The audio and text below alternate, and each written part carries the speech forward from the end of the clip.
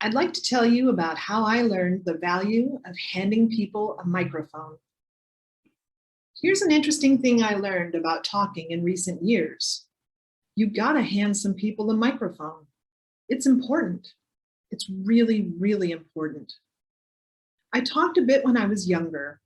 I was on student council in 8th grade, so I probably made a speech in there at some point, but I shut up soon after. My life's experiences were shameful to me and made me feel bad about myself.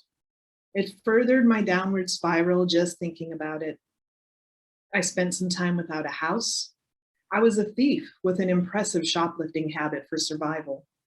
I used some substances. I was bad at interpersonal relationships, especially with my family members. I was a victim of violence. I dropped out of school.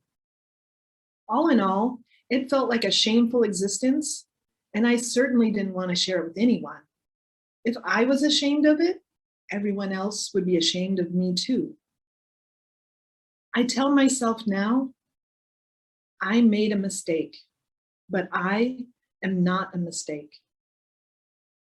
Some more experiences I was ashamed of took place, and then in February of 2017, a couple months after receiving a permanent restraining order, breaking down and asking for help after sexual assault, and walking out of jail, someone handed me the microphone. It was Dana Bristol Smith of Leap to Success at my Leap to Confidence graduation. I really only said a couple things. My name is Holly. I used to be this, but now I'm this. My long-term goal is to do this. Thank you. And the crowd went wild.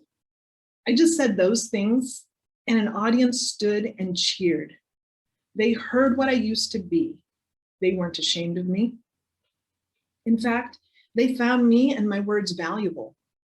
My shames became my strengths that day.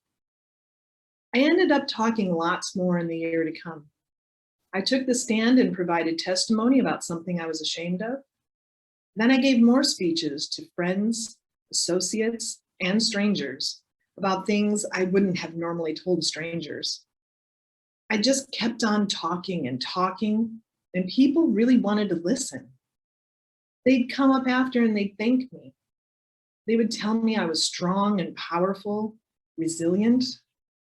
They told me I was needed and that what I said was important. They never once mentioned that they were ashamed of me, never. I started feeling empowered by my experiences and eventually saw them as a source of strength and a mechanism for embetterment. I became never silent, and I tattooed those very words on my wrist. I became the me that you now know. I built a career out of talking.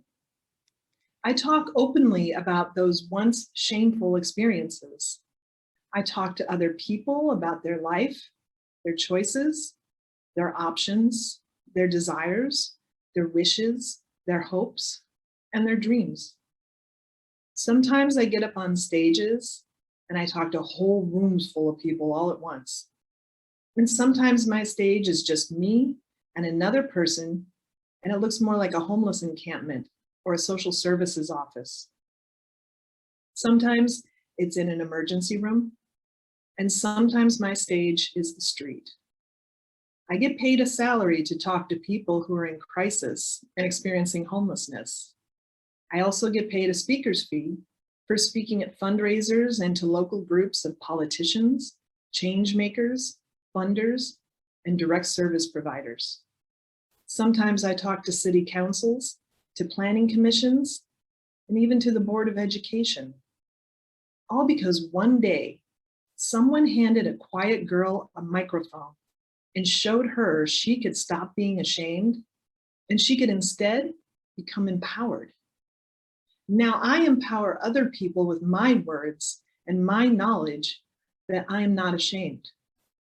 Nobody should need to be ashamed of their life's experiences.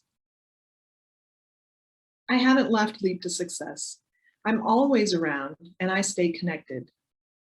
During this pandemic, when everything was uncertain and stressful, when healthy coping mechanisms were largely unavailable, I could still attend the empowerment circles on Zoom and be surrounded by the other women and be in community to find strength and support.